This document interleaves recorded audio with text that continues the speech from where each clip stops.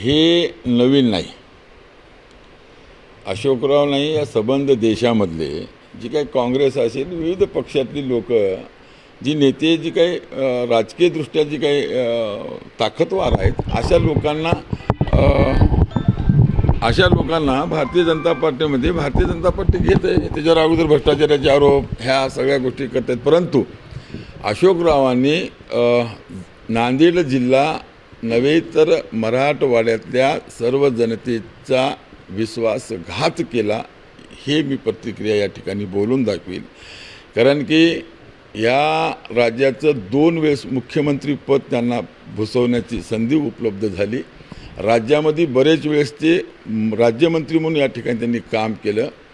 आणि ह्या सर्व गोष्टी दिल्याच्या नंतर अशोकरावांना असं नेमकं काय झालं की अचानक पारंपरिक त्यांच्या वडिलांपासून ते काँग्रेसचे सदस्य किंवा काँग्रेस पक्षाचे नेते असताना ते सोडून गेले. हेच काहीतरी गडबड आहे. याचा अर्थ असा होऊ शकतो की सन्मान्य अशोकरावजी चव्हाण यांनी भ्रष्टाचार केला आणि तो भ्रष्टाचार त्यांचा पूर्ण भारतीय जनता पार्टीची जी काही नेते मंडळी आहेत, ही नेते मंडळी त्यांना त्याच्यात सांभाळून घेतील याच्यासाठीच ते गेले. दुसरं कशासाठी गेले? मग अशोकरावांनी भ्रष्टाचार केलाच नाही तर मग यांना काही भ्यायचे काही कारण नव्हतं. मग यांनी भ्रष्टाचार केला, अमाप संपत्ती जमा केली, त्याच्यामुळंच अशोकराव चव्हाण हे भारतीय जनता पार्टीमध्ये गेले.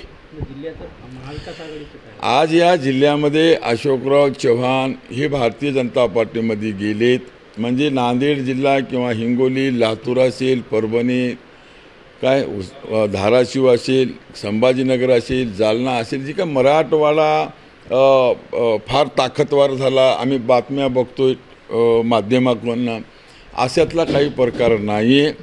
अशोकरावाला नांदेड जिल्ह्यामध्येच आम्ही भारतीय जनता पार्टीला आणि त्यांना काय ताकद आहे हे 4 दिवसात त्यांची कळून जाईल.